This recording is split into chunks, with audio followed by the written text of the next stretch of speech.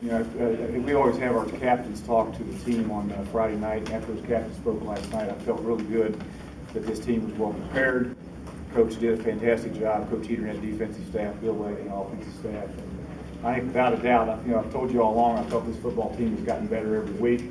That's what good teams do, and there's no doubt in my mind we went out there and played our best football game today on offense, defense, and special teams. I wish we hadn't had that one punt return call back. I'd like to see it on tape because we did a tremendous job on that. So I'm excited where we are.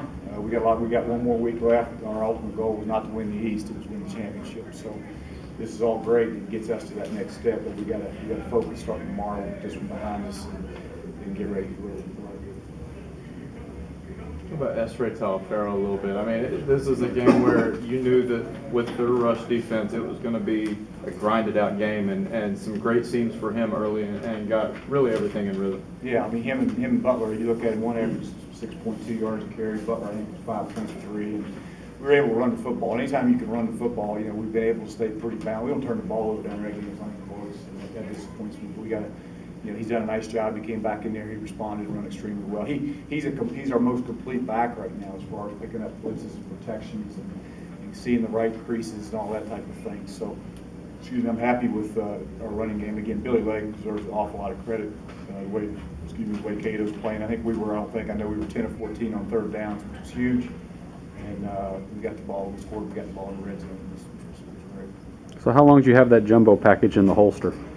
We've had it for a couple of weeks. They wanted it. They were on me about running it at FIU, and I said, no, let's keep that for East Carolina. And it helped us.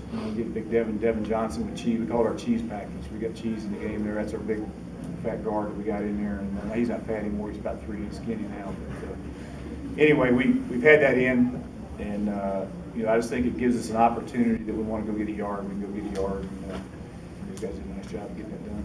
And John showed a little bit of athleticism, especially the one third and short where he bounced it out and took it around the end. Yeah, he's a really good football player.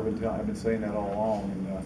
And he scored with the ball in his hands. He scored catching it, and he's also good down on kickoffs and makes plays. So, he's a tremendous young talent. That he's getting more confidence, and Todd's done a great job coaching him up. And it just seems like whenever he gets in the ball, he can run. I mean, you watch him take off, he can go. He's a talented young guy. You look at him and Gary Thompson, it's not the quantity of reps that you get, it's the quality that you make of them, both those guys, and it's been like that for you all year. I mean, guys have stepped up when their numbers called. Yeah, as young freshmen, I mean, Gary Thompson, you see Gary and Corey Tyndall and Stephon, and there's a lot of young players out there. Gary's a tremendous athlete, and you can tell by it. He made a couple of big plays out there today. He's just going to get better and better. You only got 1 sack of the quarterback, but that was pretty misleading, wasn't it? I thought we got pressure on him. I think that's the first time, in that kid's career he had no touchdown. That's the thing. You guys go back and check that out. But I don't think he threw one against us today. But that's huge for us. I think, again, Chuck and that defensive staff did a tremendous job. A lot of the argument came on that last couple of plays when we had our backups, and it was disappointing. But I thought our defense played extremely well. The one thing when you play East Carolina, or any offense like that, you can't give them easy access throws.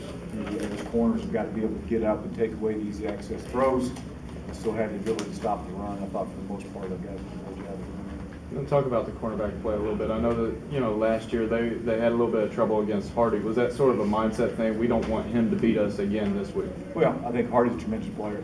He's a great player. And, we did some things with some brackets, and we tried to help whoever had him at times.